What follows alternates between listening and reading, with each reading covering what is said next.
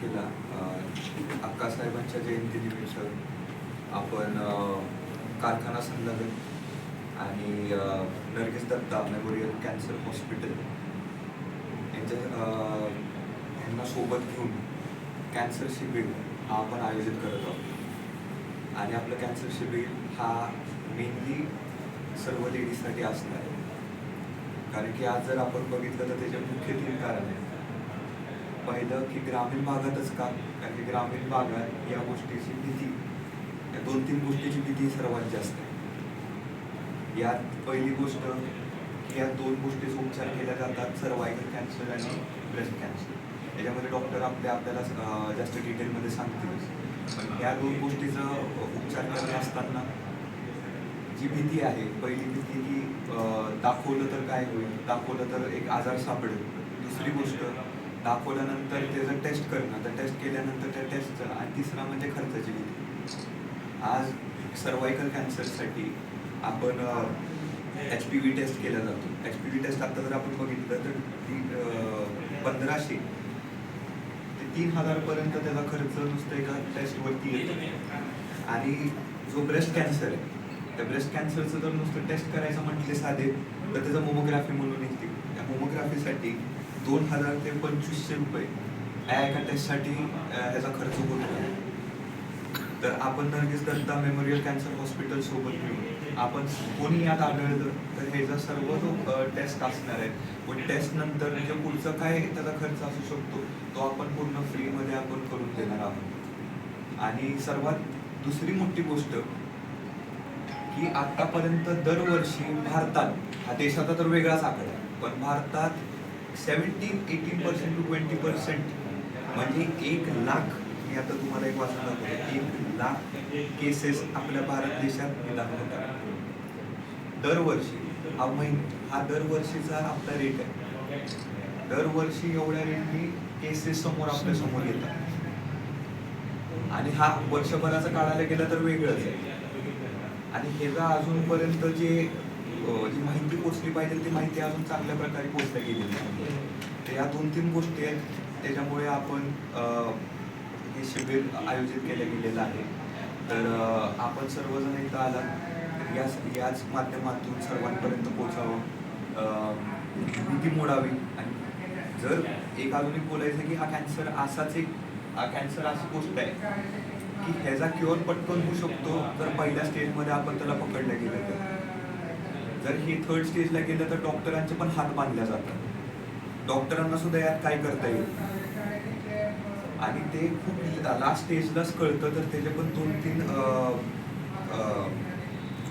आहेत, सर सांगतील आपल्याला की कसं समजायचं जर आपल्याला ते काही लक्षणं आहेत का नाही, ते लक्षणं पण आपल्याला सांगता येईल. तत्पूर्वी जिजामाता कन्या प्रशालामध्ये 8 तारखेला हे शिबिर सुरू होणार आहे. हे शिबिर 1 दिवसाचं असणार आहे, एका दिवसात.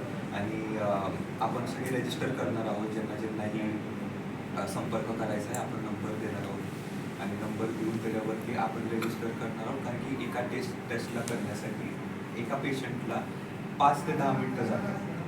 त्यामुळे हे कॅल्क्युलेटेड असणार आहे. त्याच्यामध्ये आधी आपण सर्व माहिती घेऊ, आणि सगळं प्रायव्हेट असणार आहे. ज्याच्यामध्ये सगळ्या महिला डॉक्टर असणार आहेत, नर्स असणार आहेत. आणि ते पूर्णपैकी हा शिबिर जे आहे त्याच्यामध्ये नर्गिस दत्ता मेमोरियल हॉस्पिटलचं पूर्ण सहभाग होत असणार. आणि ते चांगल्या प्रकारे पुढेही काय त्याचं टेस्ट असतील किंवा त्याच्या परत पुढे जाऊन काय क्युअर असेल तर ते पण ते पूर्ण हॉस्पिटलमध्ये मोफत करून दिलं. एज लिमिट काय असेल? एज लिमिट 35च्या पुढे. 35 पासून तर करावंच. तसं एज लिमिट 30 पासून जरी असेल चालतं, तर आपण सांगितलं जातं की 35 पासून व्हावं. वेळ किती त्याची? शिबिराची वेळ किती? 10 ते 3. 10 वाजता सुरू होणार आहे. 10 ते 3 वाजेपर्यंत हे शिबिर चालणार आहे. आणि आपण रजिस्टर तर करतच आहोत, पण कोणाला जरी काय अडचण असेल डायरेक्टली येऊन दाखवायचं असेल तर ते पण आपण 10 ते 3 मध्ये येऊन दाखवू शकतो. तर यामध्ये किती महिलांची तपासणी होऊ शकते 10 ते 3 मध्ये? 300 पर्यंत होऊ शकते. 300. कारण की या एका टेस्टसाठी 10 मिनिटं तर तुम्ही एका पेशंटला बघता, तर 300 पर्यंत आपण पेशंट आपण एका दिवसात घेऊ शकतो. जास्त नाव नोंदणी झाली तर 300 पेक्षा? तसं केलं तर आपण त्याच्यापेक्षा अजून मोठा शिबिर आयोजित करू, मोठी टीम बसून. आणि जरी त्यात काय आढळलं तसं तर त्याचं पण आपण टेस्ट थांबवणार नाही, ते पण आपण त्यांना त्या शिबिरात एक्सटेंड करू.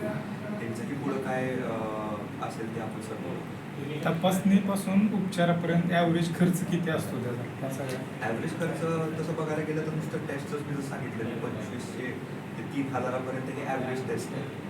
तिथून पुढं अजून वेगळ्या वेगळ्या गोष्टी आल्या, त्यानंतर रेडिएशन आलं, त्यानंतर पुढचं ऑपरेशन राहिलं, ते ऑपरेशन ते वाढत जातं. आणि आज जो मी खर्च सांगितला 2500 ते 3000 रुपये, हा फक्त ग्रामीण भागातला सांगतो. पुण्यात वगैरे करायचं म्हटलं तर 5-6 हजाराच्या पेक्षा काय. हे नुसतं टेस्ट आहे, बेसिक टेस्ट. त्या बेसिक टेस्ट नंतर पुढं जाऊन निघाल्यानंतर त्याचा खर्च वेगळाच. आणि हॉस्पिटल तुम्हाला माहितीच आहे की हॉस्पिटलचा खर्च कसा असतो. आणि सर्व गोष्टींचा इलाज आहे, ह्याचा पण आहे, पण हा फक्त जोपर्यंत आपल्या हातात आहे तोपर्यंत आहे, नाही तर परत डॉक्टरांच्या पण हातात आहे काही. आता ही डिटेक्ट झाली, एखाद्या महिलेला कॅन्सर आहे डिटेक्ट झालं, तर त्याच्या पुढचा जो होणारा खर्च आहे तो मोफत असेल की नरकेश दत्ता हॉस्पिटल आहे ते पूर्णपैकी तिथले सगळं बार्शीचं. त्याच्यामध्ये आता या शिबिरासाठी बाहेरचे तज्ज्ञ कोण आहे? बार्शीला meeting घेणार आहे. बार्शी नरगीचं हॉस्पिटल बार्शीचं जे आहे त्यांची ह्याच्यासाठी जी काम करणारी टीम आहे ती संपूर्ण टीम त्यांची येणार. ह्याची प्राथमिक लक्षणे वगैरे काय असेल? प्राथमिक लक्षणामध्ये जर बघितलं तर आपण बेसिक 2 कॅन्सरचं आता महिलांमध्ये जास्त प्रमाण जे आहे की ब्रेस्ट कॅन्सर आणि सर्वायकल कॅन्सर. सर्वायकल म्हणजे गर्भाशयाच्या मुखाचा कॅन्सर.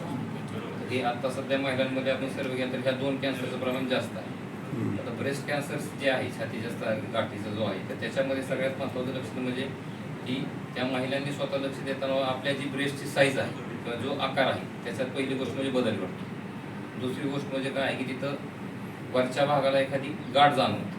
आता गाठ ह्याच्यात पण 2 वेगवेगळे प्रकार असतात. ती गाठ एकदम कडक म्हणजे दगड कसा असतो आपल्याकडे, दगड मोठा घट्ट तशा प्रकारची गाठ जाणवत असेल तर ती गाठ हालचाल होत नाही, तिची एका ठिकाणी फिक्स असते.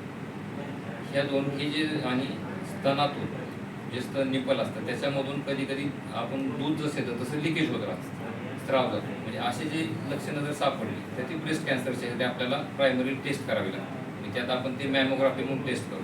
आता जी टेस्ट सांगितली की त्या टेस्टला मिनिमम 2000 ते 2500पर्यंत खर्च येतो प्रायव्हेट ह्याच्यावर. तर आपण शिबिराच्या मार्गाने जर आपल्याला काही तसे पेशंट सापडले, महिला पेशंट सापडले की त्यांना मॅमोग्राफी टेस्ट करायची गरज आहे तर ही टेस्ट आपण बार्शीच्या हॉस्पिटलमध्ये जर ते पेशंट गेलं तर त्या ठिकाणी ती टेस्टसुद्धा आपण फ्रीमध्ये करून होणार आहे त्यांची. ही पहिली गोष्ट.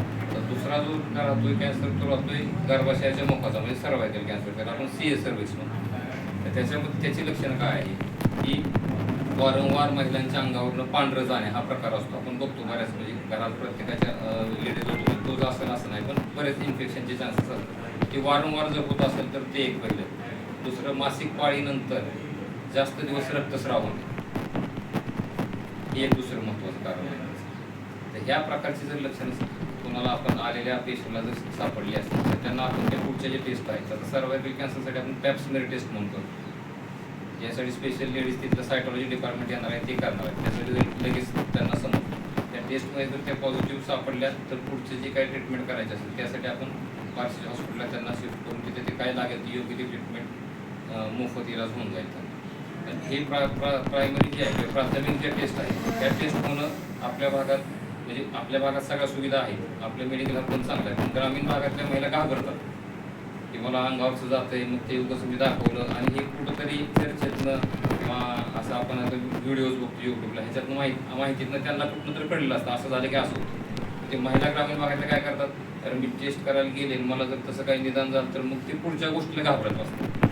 त्यांच्यात हा अवेअरनेस येत नाही की बाबा आपण ही टेस्ट केली जर लवकर स्टेजला सापडलं तर त्याचा योग्य तो उपचार करून ती 100% बरी होईल. हे डोक्यात नाही. आता काय होतं ते पुढची भीती जी मनात आहे त्या भीतीमुळं त्या महिला हॉस्पिटलला जायचं नाही किंवा ह्या टेस्ट करायचं नाही असा प्रकार होतो. तर आपण ह्या अक्कासाहेबांच्या जयंतीनिमित्त ग्रामीण भागातील जी मनातील लोकांची किंवा महिलांची भीती आहे ती घालवण्यासाठी आणि जर कुणाला तसा त्रास नसावा आणि जर म्हणतो नसावा पण जरी चुकून कुणाला असेल तर तो लवकरात लवकर निदर्शनास यावा आणि त्याचं योग्य त्या औषध उपचार करून ती महिला तिचं पुढचं आयुष्य चांगले जावं. त्या सगळ्या हेतूनं या शिबिराचं आयोजन केलेलं आहे. आता ह्याची नाव नोंदणी कधी करायची आणि कुणाकडे करायची आणि कशी करायची? नाव नोंदणी आणि त्याचा जो फॉर्मॅट आहे उद्या संध्याकाळपर्यंत सगळा डिस्प्ले होऊन जाईल, तुम्हाला सर्वांना मिळेल. तुम्ही सर्व पण हे करू शकता.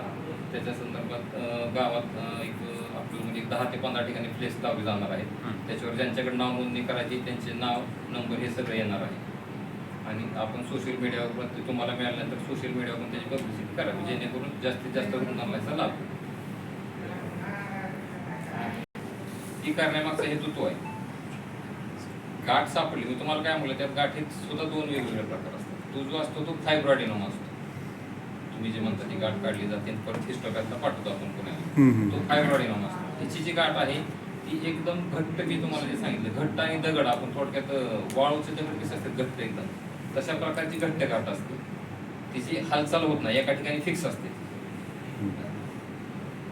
तुला सांगतो अजून एक गोष्ट अशी की prevention is better than cure, हा आपण सारखं बोलत चालतो.